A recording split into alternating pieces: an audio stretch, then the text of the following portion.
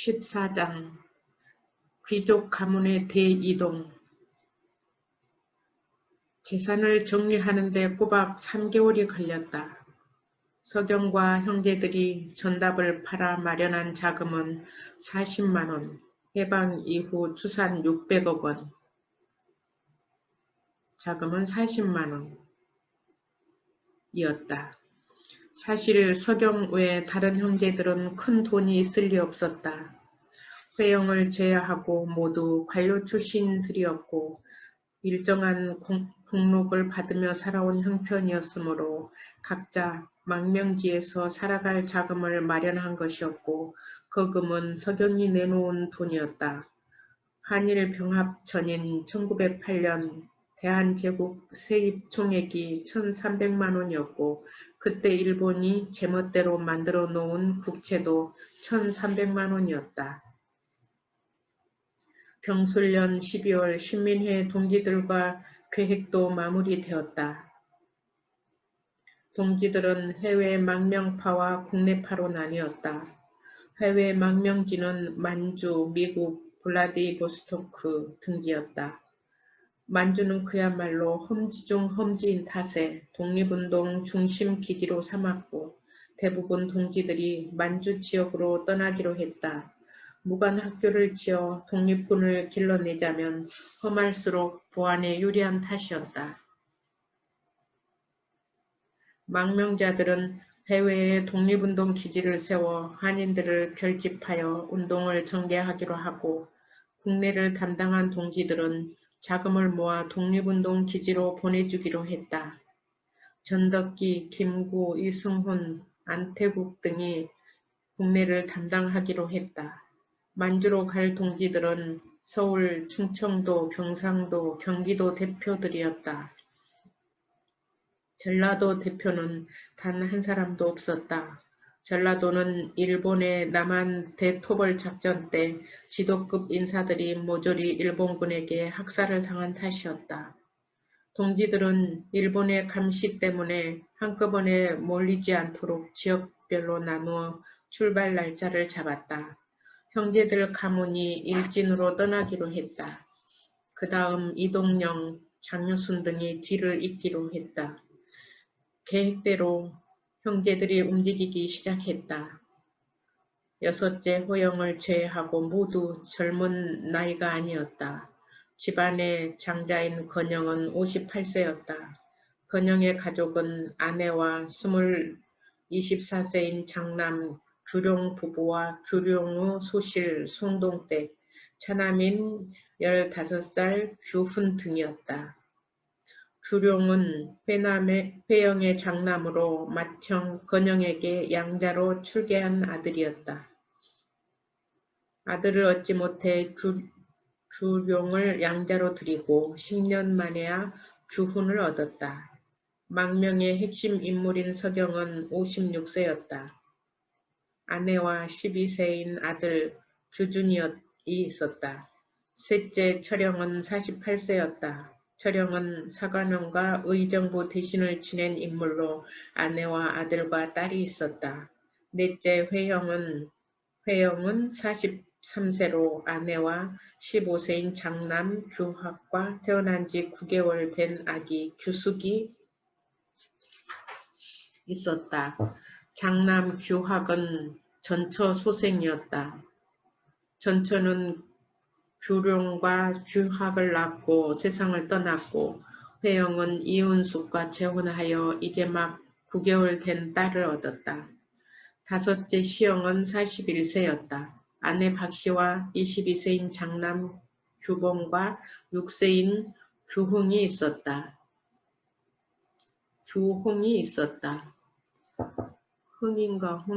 규홍이 있었다. 시영은 17세에 식령 감시에 급제하고 총리 대신 김홍집의 딸과 결혼하여 장남 규봉을 낳았으므로 규봉은 김홍집의 외손자였다. 전처 김씨는 아버지 김홍집이 역적으로 몰려 사형을 받고 백성들에게 타살되자 충격으로 병을 얻어 죽고 말았다. 그 후 박씨와 재혼하여 둘째 규홍을 낳았다. 여섯째 막내 호영은 36세였다. 아내와 어린 딸들이 있었다. 호영의 소실 안동댁도 함께 떠났다. 안동댁은 같은 처지인 숭동댁과 인품이 달랐다. 안동댁은 욕심이 많고 호영심이 많아 호영에게는 늘 신경이 쓰이는 사람이었다. 만주로 가는 것도 숭동댁은 나라를 찾아야 한다는 간절한 소망을 품고 떠난다면 안동댁은 단순히 가족을 따라가는 것이었다. 가족들은 숭동댁은 오상고절 국화라면 안동댁은 초여름 화려하게 피었다가 금세 시들어버리는 부용꽃이라고 했다. 젊은 나이인 막내 호영이 소실을 둔 것이나 20대 규룡이 소실을 둔 것은 아들을 얻기 위해서였다. 그런데 아직 안동댁이나 숭동댁 둘 다 아들이고 딸이고 자식을 생산하지 못했다. 석영과 회영은 맨 나중에 떠나기로 하고 형제와 가족들을 먼저 압록강 나루터 주막으로 보냈다. 하인들은 이미 방면했고 가족들과 짐을 모두 보내고 나자 텅 비어버린 넓고 넓은 집안이 괴괴하기 짝이 없었다. 박경만은 단 며칠이라도 석영에게 따뜻한 방에서 잠을 자게 하려고 석영이 마지막으로 머무는 방에 불을 넣으면서 눈물을 흘렸다. 그리고 며칠 동안 생각을 거듭하던 끝에 석영을 따라 만주로 가기로 결심했다. 대감마님 소인도 가겠습니다. 아무리 생각해도 대감마님만 보내드릴 수가 없습니다. 제가 가서 대감마님을 모시겠습니다. 너는 집을 관리하면서 살라 하지 않았느냐? 집은 저의 부친과 김준태 부자가 돌볼 것이니 염려하지 않으셔도 됩니다. 이 길은 아무나 가는 길이 아니다. 갑자기 마음이 내킨다 하여 가는 길이 아니라는 말이다. 소인도 모든 걸 버릴 각오를 하고 말씀드리는 것입니다. 그래도 너는 못 간다. 더욱이 나를 위해서 간다는 것은 의미가 없느니라. 왜 의미가 없겠는지요. 대감마님을 잘 보필하는 것은 곧 독립운동을 돕는 길입니다. 전쟁터에 총을 메고 나간 병사만 병사가 아니라 그들을 수발하는 사람도 병사인 줄 압니다. 박경만은 포기하지 않았다. 이틀 동안 두 사람 사이에 줄다리기가 이어졌고 3일째 되는 날 석영은 결국 허락하고 말았다. 공자님 말씀하시기를 대군의 장수는 빼앗을 수 있으나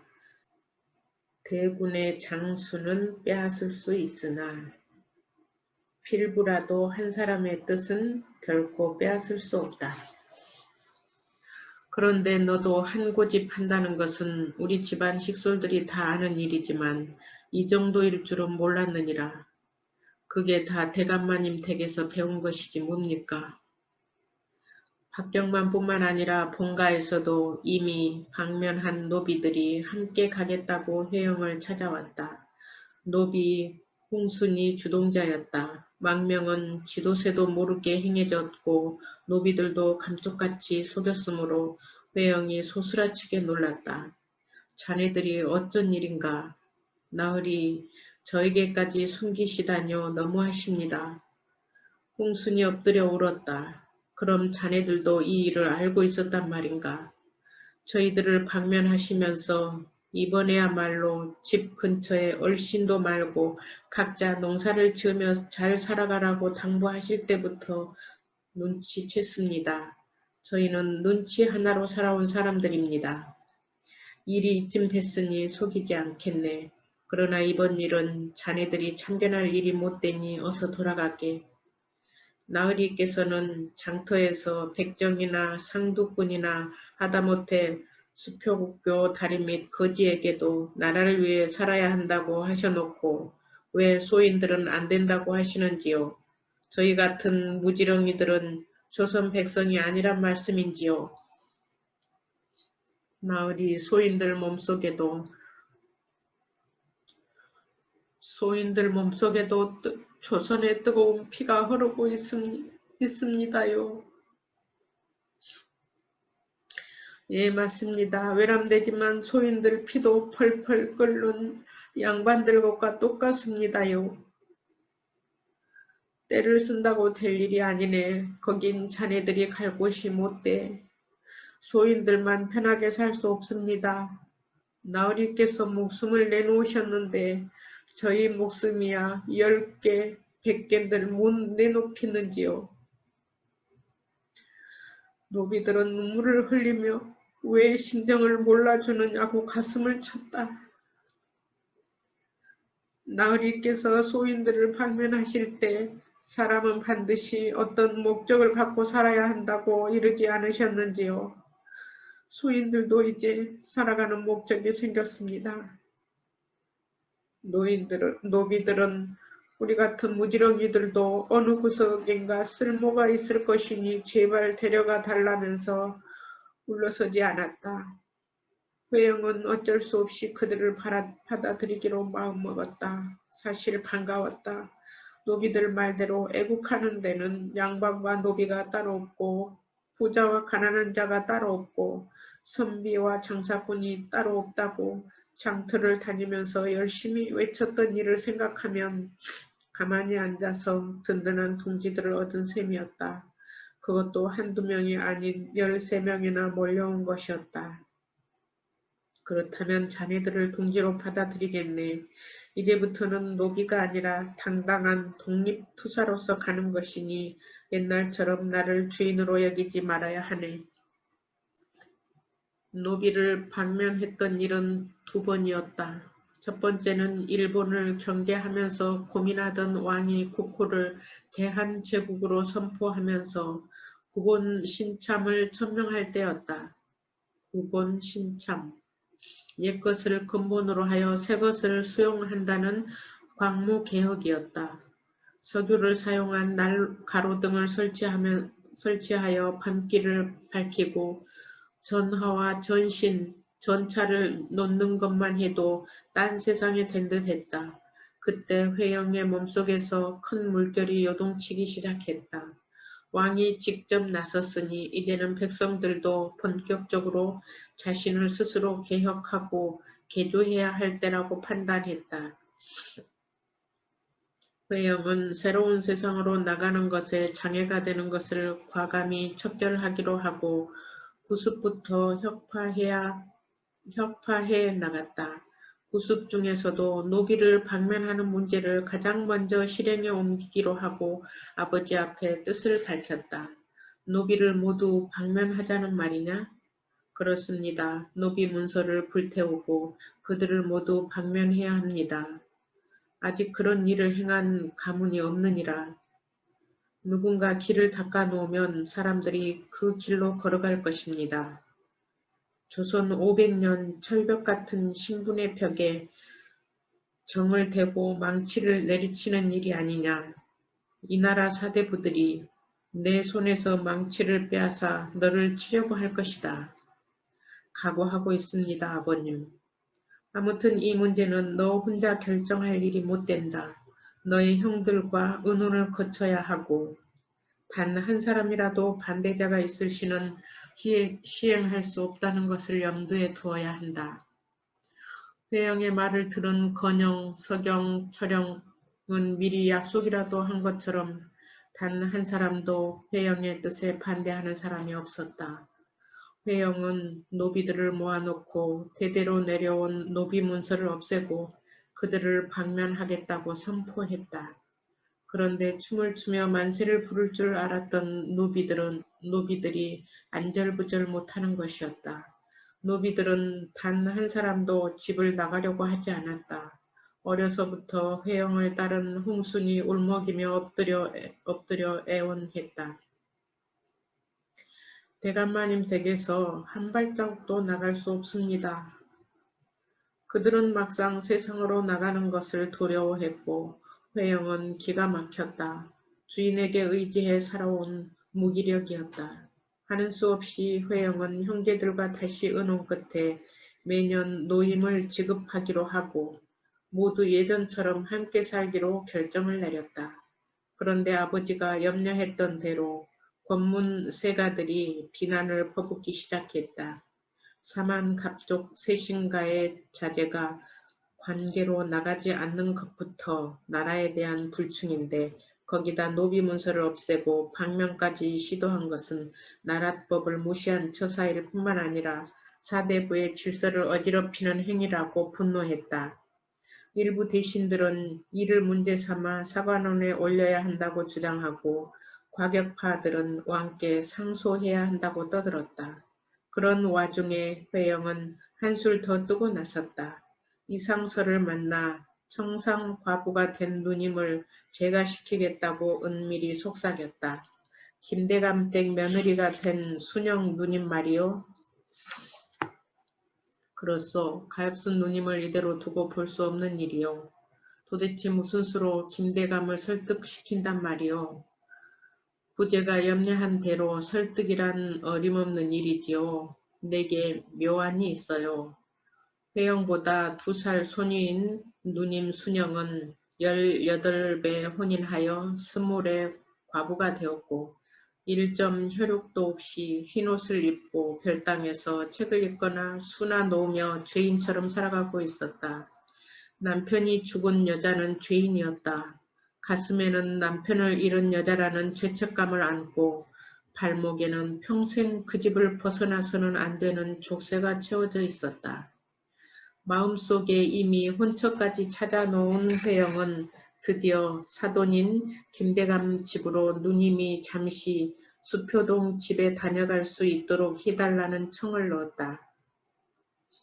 회영은 혼인하여 저동 본가에서 가까운 수표동으로 분가하여 살고 있었다. 김대감 집에서 다행히 회영의 청을 받아들여 과부 며느리를 회영의 집으로 보내주었다. 그런 방법으로 누님을 빼낸 회영은 누님이 열병을 얻어 크게 앓고 있다는 핑계를 대며 시댁으로 돌려보내지 않고 차일피일 날을 보내고 있었다. 순영 누님을 시댁으로 돌려보내지 않겠다니요? 그로써 결코 돌려보내지 않을 것이오. 우당형이 세상을 아무리 앞서간다지만 이건 모험입니다. 어떻든 성공을 빕니다. 이상설이 논란대로 순영을 무작정 돌려보내지 않으면 사돈댁에서 용납할 리가 없었다. 이상설이 논란대로 순영을 무작정 돌려보내지 않으면 사돈댁에서 용납할 리가 없었다. 회영은 매우 위험하고 대담한 계책을 짜냈다. 사돈댁과 본가 부모님께 순영이 갑자기 급사했다는 부고를 냈다. 이모군란 때 대원군이 왕비가 죽었다고 거짓말을 하고는 가짜 장례를 치렀던 것을 떠올린 것이었다.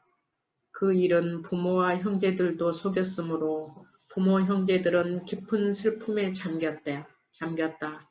반대로 사돈댁에서는 침묵했다. 청상 과부 며느리가 집 밖으로 나가 죽었다면 가문의 수치였다. 집안으로 시신을 들이지 않아야 하고 장례도 집안에서 치르기를 꺼리면서 암암리에 이를 마무리 짓는 것이 권문세가들의 관례였으므로 그것으로 끝이었다. 회영은 각본대로 움직이기 시작했다. 동지들을 불러 모아 서둘러 장례를 치른 다음 지도 새도 모르게 순영을 혼인시키는 데 성공했다. 병술년 12월 말경 서경과 혜영은 마지막으로 집을 둘러보기로 했다. 서경은 마지막으로 양주 별가와 선영의 인사를 드리기 위해 양주로 말 유희를 몰았다. 병만도 따랐다. 먼저 선영으로 갔다. 선영에는 증조부 이속규와 조부 이계조 묘가 있고 그 아래로 영의정 대감과 양모를 합장한 묘가 있었다. 그는 할아버지들 묘에 차례대로 절을 올린 다음 양부와 양모의 합장묘 앞에서 통곡하고 말았다. 아버님, 어머님, 소자 오늘 밤 만국의 길을 떠납니다. 아버님께서 그토록 염려하시던 나라를 위해 조상 대도로 물려받은 재산을 모두 정리했습니다. 아버님께서 전날 소자에게 말씀하셨던 대로 아버님의 뜻을 받아들였습니다. 선산을 두고 멀리 떠나는 이 불효는 용서받을 수 없다는 것 잘 알고 있습니다. 그러나 나라를 다시 찾을 때까지만 부디 용서하여 주실 것을 간청드립니다. 나라를 찾은 다음에는 소자 무슨 벌이든 기쁘게 받을 것입니다. 무덤은 말이 없고 눈발만 날렸다. 서경에 이어 경만이 절을 하고는 엎드린 채 울며 다짐했다. 큰사랑 대감마님, 제가 작은사랑 대감마님 잘 모실 테니 염려하지 마십시오. 저에게 작은사랑 대감마님 잘 모셔야 한다고 당부하셨던 말씀 잊지 않고 있습니다. 두 사람은 산소에서 내려와 별가로 향했다. 가오실은 평소처럼 그들을 맞아들였다. 서경은 행랑채부터 시작하여 집안을 하나하나 살폈다. 큰 사랑을 보니 큰사랑 대감마님의 마지막이 생각납니다. 경만이 옛일을 떠올리며 눈물을 글썽였다. 목숨을 걸고 글을 정리하시던 일을 나도 잊을 수가 없구나.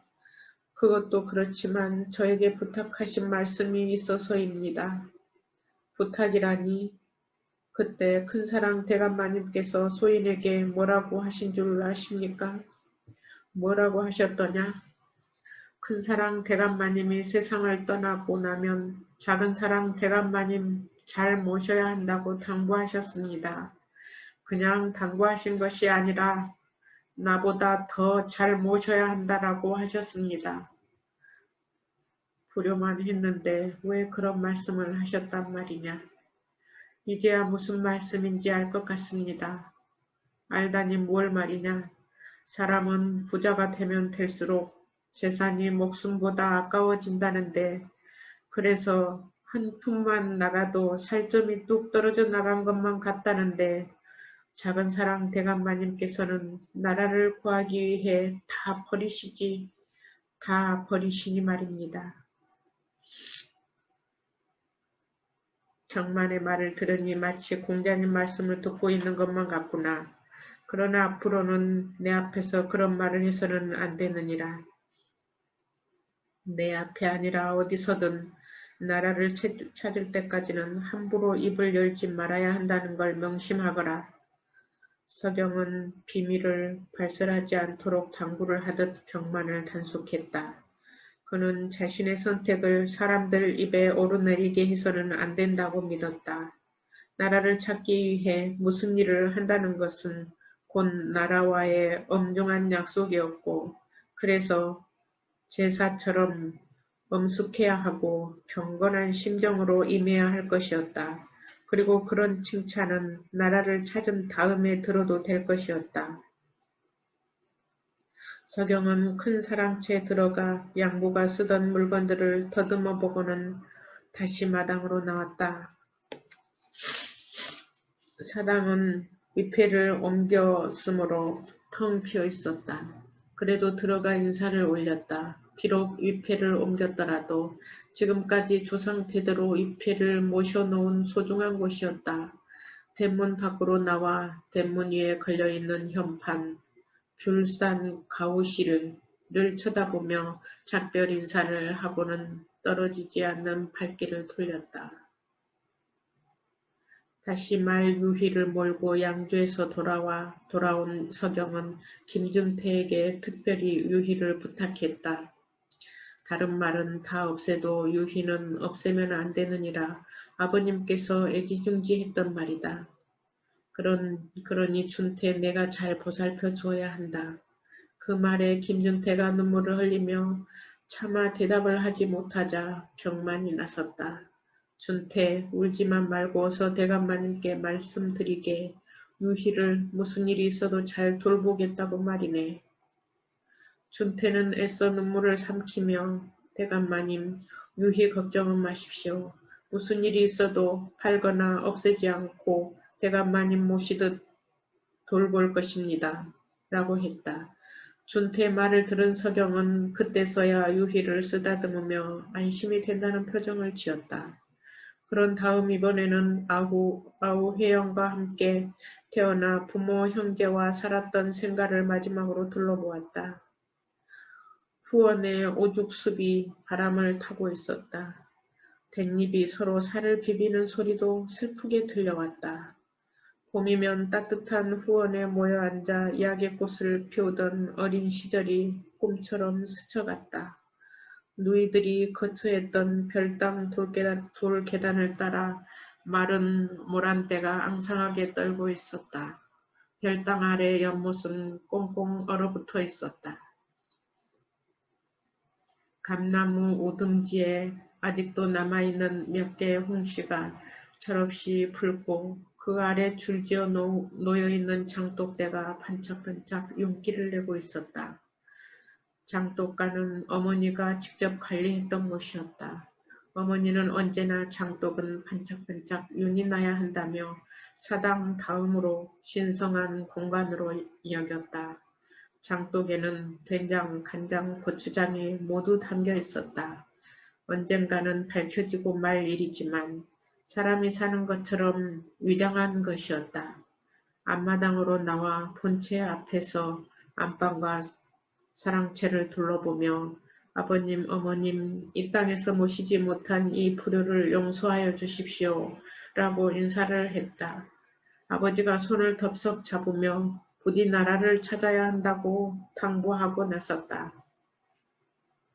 아버지의 뒤를 따라 돌아가신 심약한 어머니는 손을 부여잡고 도저히 그 험한 땅으로 보낼 수 없다고 통곡하는 듯 했다. 외조부 이조판서 정순조의 마지로 태어난 어머니는 정순조 대감의 유덕한 인품을 닮아 자유롭기로 소문난 분이었다. 형제들이 화목하다고 칭송을 받은 것도 다 어머니의 유덕한 인품 덕분이었다.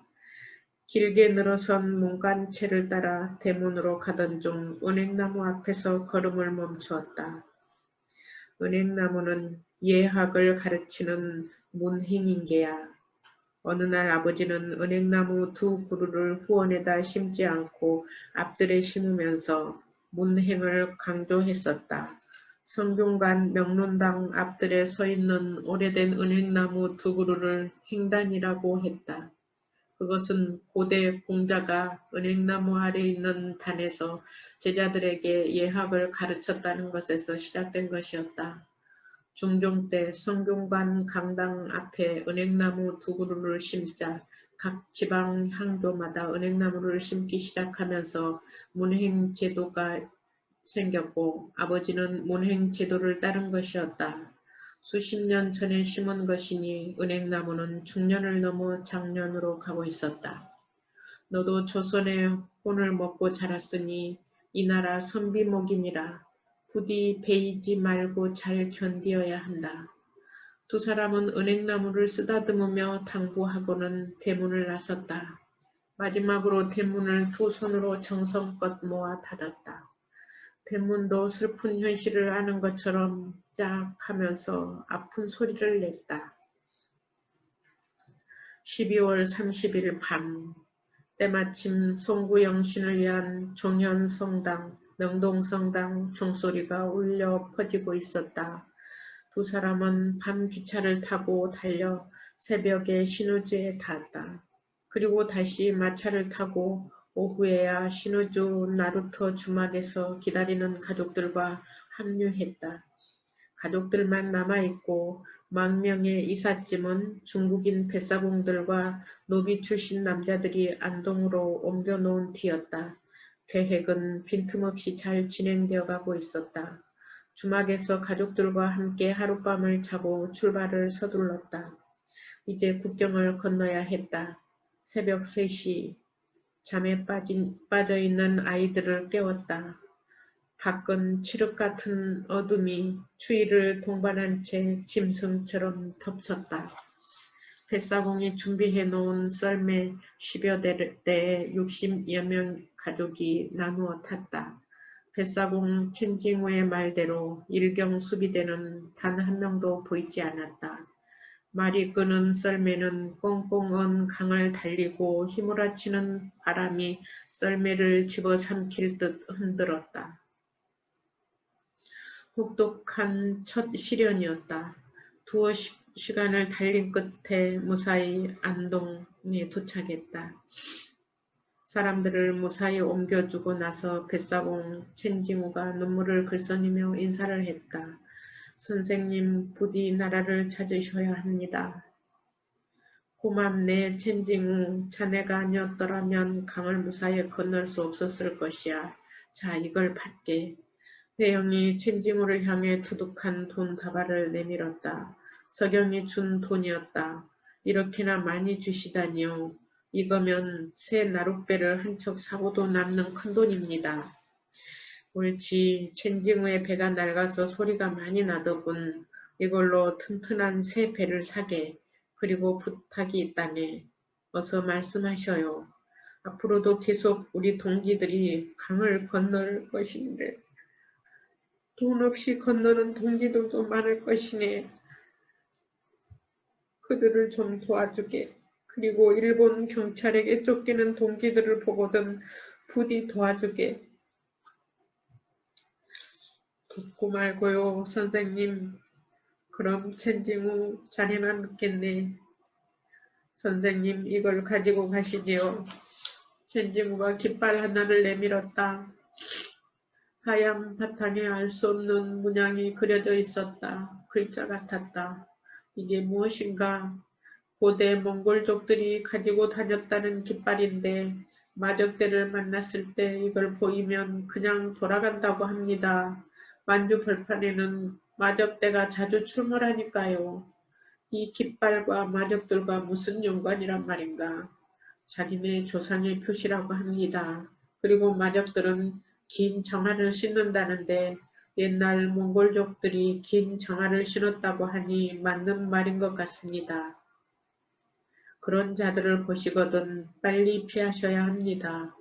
그런데 첸징우도 그들을 피하고자 소지하고 있는 거 아닌가? 염려 마십시오. 마적들은 우리 같은 뱃사공은 안중에도 없으니까요. 그들은 부자를 잘 알아볼 뿐만 아니라 집단으로 여행하는 마차를 곧잘 습격한다고 해 걱정이 되어 드리는 것입니다. 그렇지 않아도 걱정을 하고 있었는데 그런 것까지 챙겨주다니 고맙네. 절대로 마적대를 만나서는 안 될 것이지만 혜영은 깃발을 집어 품에 넣었다. 깃발을 접어 품에 넣었다. 안동에 마련해 놓은 임시 거처에서 목적지 유화현 삼원포로 갈 준비를 갖추어야 했다. 60여 명의 사람과 10가정이 넘는 이삿짐을 실을 막차 36대를 임대했다.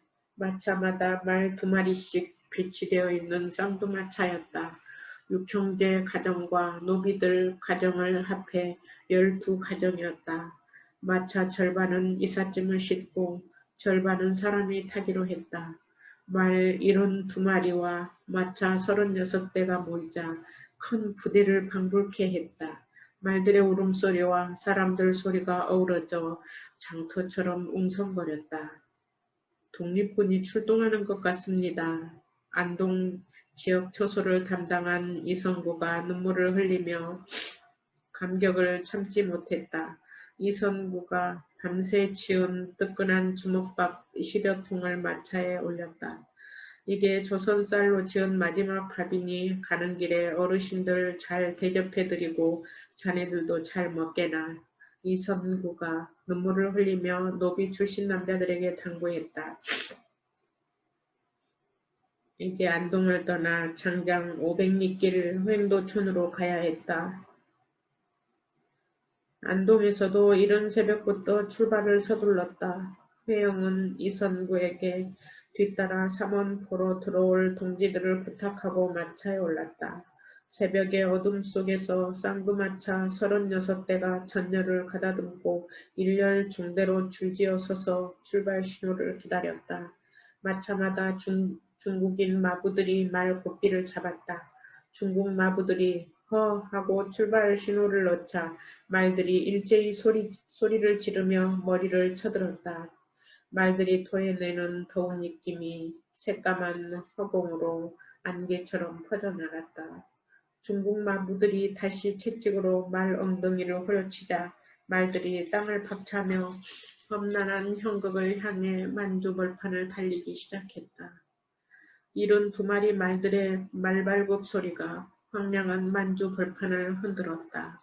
이선구 말대로 앞만 보며 어둠 속을 휘치는 말들은 적을 향해 돌진하는 군대를 방불케 했다. 군대였다. 그것은 침략자 일본을 향해 돌진하는 비장하고 통렬한 독립군이었다. 끝없는 만주 벌판은 지평선만 보일 뿐 어디가 어딘지 분간하기 어려웠다. 길은 빙판이거나 험한 바위로 이어졌다. 빙판에서는 마차가 미끄러져 날아오르는 듯하고 바위길에서는 공중으로 솟구쳐 올랐다가 땅으로 뚝 떨어지곤 했다.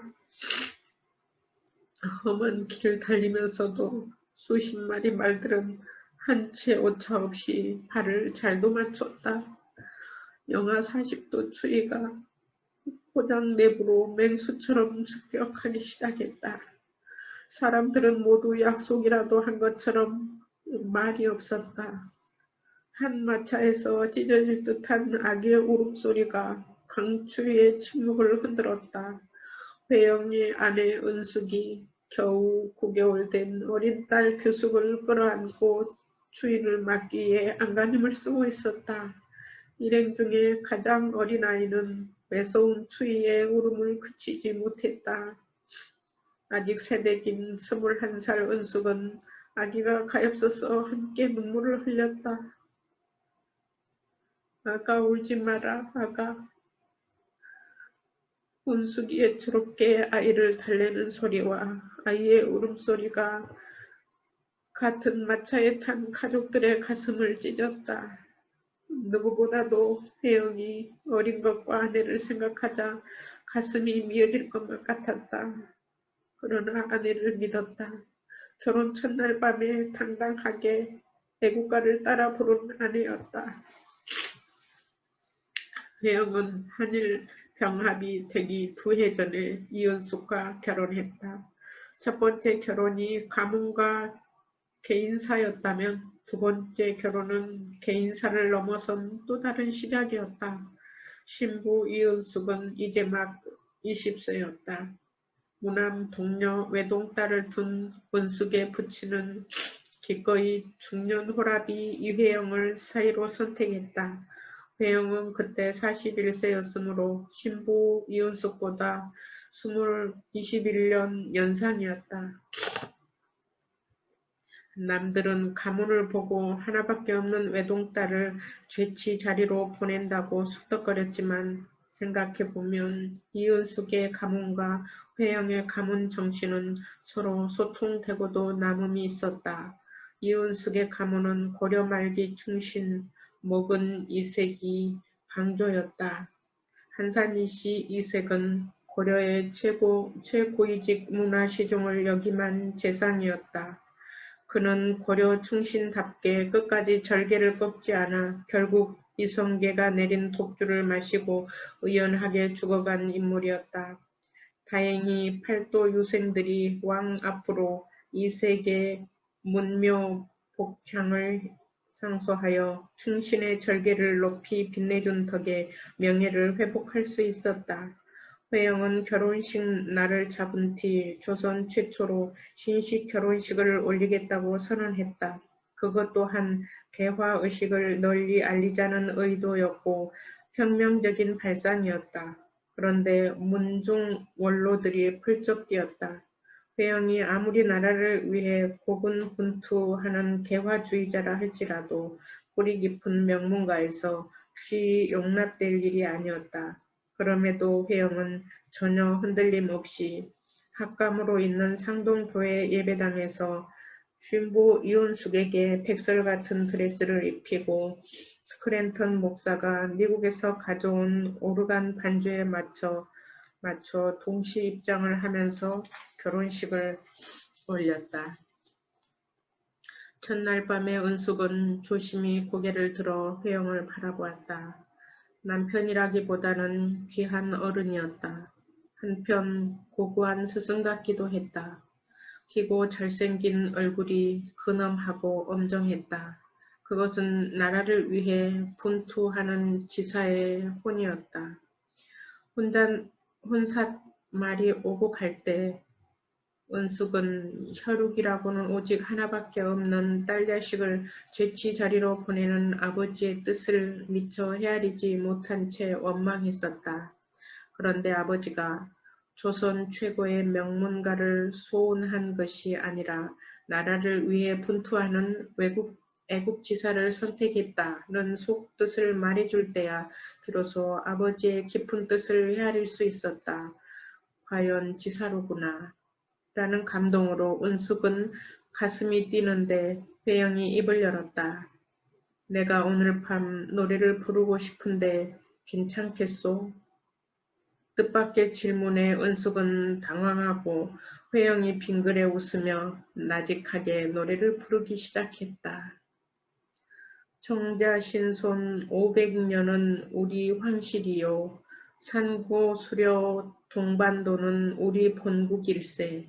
무궁화 삼천리 화려강산 조선사람 조선으로 길이 보존하세. 배지학당에서 지은 찬송가로 독립협회가 청나라 사신을 맞이하던 영은문을 헐고 독립문을 세울 때 정초식에서 불렀던 애국가였다. 그때 한창 애국가가 번창하기 시작했고 여러 애국가 중에 가장 유명한 애국가였다. 은숙은 놀랐지만 곧 차분하게 귀를 기울이고 회영은 계속 애국가를 불렀다. 그런데 어느 결에 신부 은숙이 따라 부르고 있었다. 이번에는 회영이 놀랐다. 전혀 뜻밖이었다. 애국가를 다 부르고 난 후 회영이 경이로운 눈빛으로 은숙을 바라보며 칭찬을 쏟아냈다. 그대는 타고난 혁명가의 아내입니다. 두 사람은 남녀가 결혼하는 것이 아니라 동지 결의를 맺는 심정이었다. 그리고 혜영이 선물이라면서 봉투를 꺼냈다. 내가 선물을 준비했어요. 혜영은 봉투를 개봉하여 은숙 앞에 펼쳐 보였다. 영구라는 글자였다. 호가 아닌지요? 그렇소. 그대에게 내가 주는 새 이름이요. 일개 아내자에게 무슨 이름자가 새로 필요한지요? 과분하기 짝이 없습니다. 일개 아내자라뇨. 이제부터 그대는 나의 아내이니 나와 동격이요. 내가 잘나면 부인도 잘나고 내가 못나면 부인도 못나게 되는 것이오. 감당할 수 없는 말씀입니다. 다만 대대로 내려온 대신가의 가모답게 처신하라는 말씀으로 가슴에 묻겠습니다. 부인이나 나나 고약한 시대를 함께 살아가야 하니 미안하고 한편 은혜하는 마음에서요.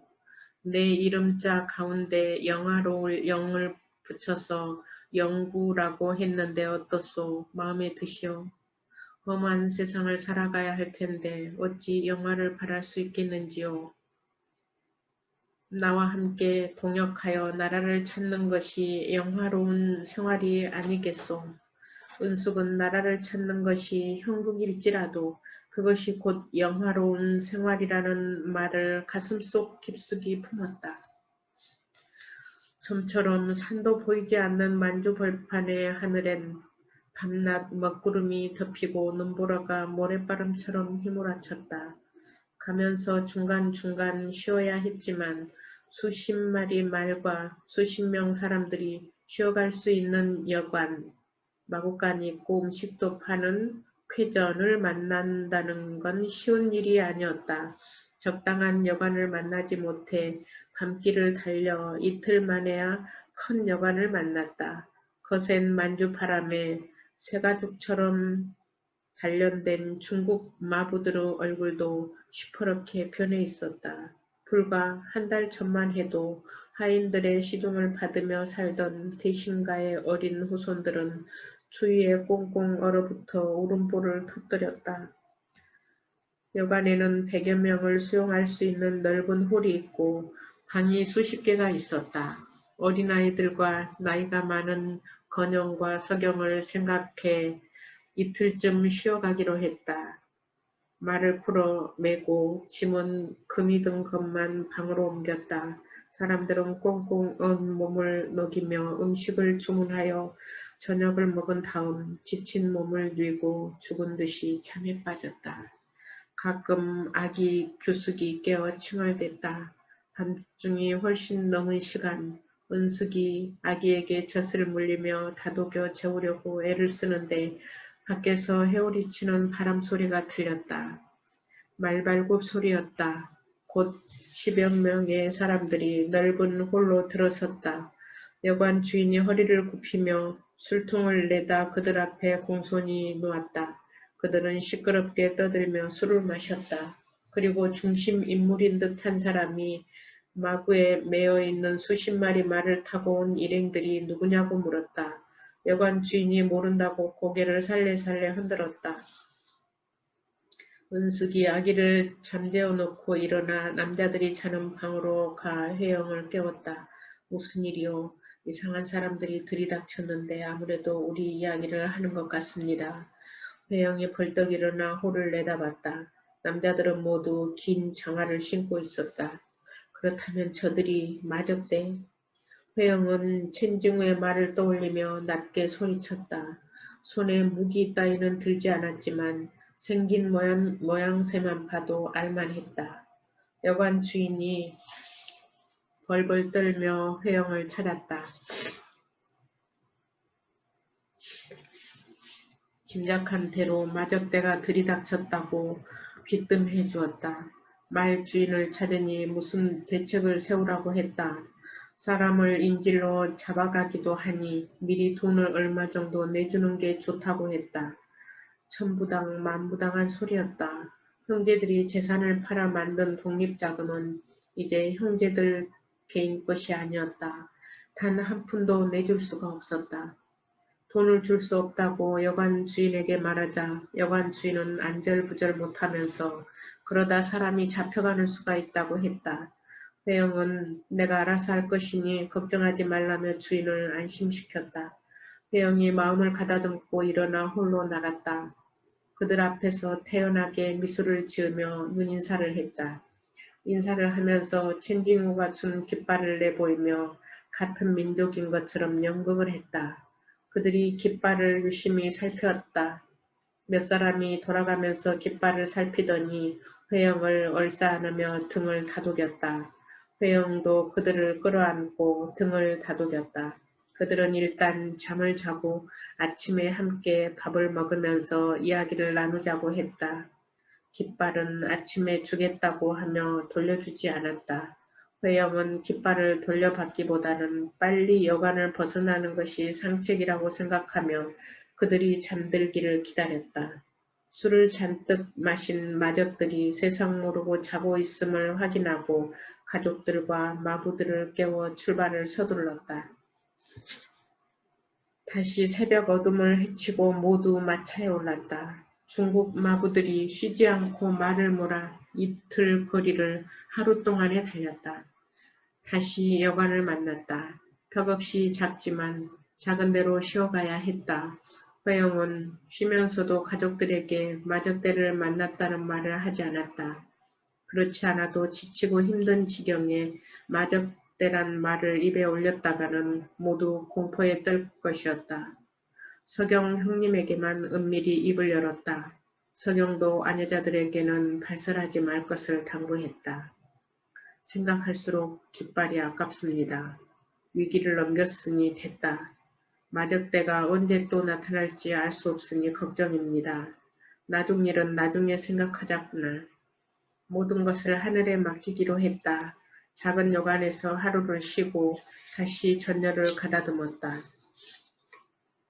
안동을 떠난 지 엿새 만에 횡도촌에 도착했다. 기다리고 있던 이병삼이 일행을 맞이했다. 이병삼이 서둘러 방에 센 불을 지피기 시작했다. 5칸 방에서 식솔들이 마지막 정착지로 갈 때까지 기거해야 했다. 사람들로 가득 찬 집은 잔칫집처럼 웅성거렸다. 방이 무척 따뜻했다. 미리 쌀과 김장을 준비해 두었으므로 밥 걱정은 없었다. 추위와 노독에 지친 몸이 풀리고 나자 사람들이 슬슬 밥을 먹는 둥 마는 둥 했다. 아이들은 아예 밥을 먹지 않겠다고 고개를 저었다. 만주쌀은 푸석하고 깔깔한 탓이었다. 노비 출신 남자들도 쌍을 찌푸리며 만주쌀을 탓했다. 우리 조선 쌀아기만도 못하지 않은가. 조선 쌀아기면 양반이게. 맞아, 당 모이지 이게 쌀이냐고. 잔소리들 마라. 며칠 동안 주먹밥을 먹고도 견뎠자는가. 주먹밥이라도 그건 윤기가 자르르 흐르는 우리 조선 쌀이었지. 이선구 나으리께서 그러셨네. 이건 주먹밥이라도 조선 쌀이니 잘 먹어두라고. 노비 홍순이 만주벌판을 달리던 일을 금세 잊었느냐며 그들을 나무랐다. 하긴 간사한 게 사람 마음이라고. 이제 불기 도는 방에서 살만하니 입맛이 돌아온 것이지. 남자들은 그쯤에서 웃고 말았지만 상황을 알아차린 회영이 앞으로 옥수수 밥을 주식으로 먹고 살아갈 일을 생각해 일침을 놓았다. 부지런히 먹어두게 앞으로는 이런 밥도 구경하기 힘들 테니. 회영은 아내에게도 당부를 잊지 않았다. 영구도 어린아이를 생각해 맛없는 밥이라도 많이 먹어야 하오. 회영은 가족들이 입주할 집을 미리 점검하기 위해 가족들과 큰 형님을 횡도촌에 남겨두고 서경, 철영 두 형님과 시영, 호영 두 아우와 함께 최종 목적지인 추가마을로 먼저 들어갔다. 추가마을을 둘러친 해발 800m나 됨직한 대고산과 소고산이 기다리고 있었던 듯 그들을 맞았다. 산은 첩첩이 이어졌다. 서경이 감탄했다. 듣던 대로 요새 중 요새가 아니냐. 혹여 외놈들이 쫓는다 해도 끝없이 이어진 저 산을 타면 될 것입니다. 광복군을 길러낸 군사기지로는 안성맞춤이구나. 광복군을 길러낼 군사기지로는 안성맞춤이구나. 철영도 감탄을 금치 못했다. 마을에 들어서자 박삼사가 회영 일행을 맞이했다. 박삼사는 친형제를 만난 것처럼 기뻐하며 임시로 거처할 집 몇 채를 보여주었다. 만주는 땅이 무한정 넓은 탓에 마당이 넓고 집도 넓었다. 불편하시더라도 우선 여기서 지내다가 집을 짓도록 할 생각입니다. 편하게 살 생각이었으면 우리가 여기를 왜 왔겠느냐. 아우는 쓸데없는 생각 말거라. 회영이 서경과 철영 두 형님에게 미안한 듯이 말하자 서경이 달랬다. 회영 일행은 추가 마을에 입주할 준비를 마치고 다시 가족들이 기다리고 있는 횡도촌으로 돌아와 최종 정착지를 향해 이동할 준비를 서둘렀다. 횡도촌에서 목적지까지 장작 600리 길이었다. 36대 마차가 다시 이동을 시작했다.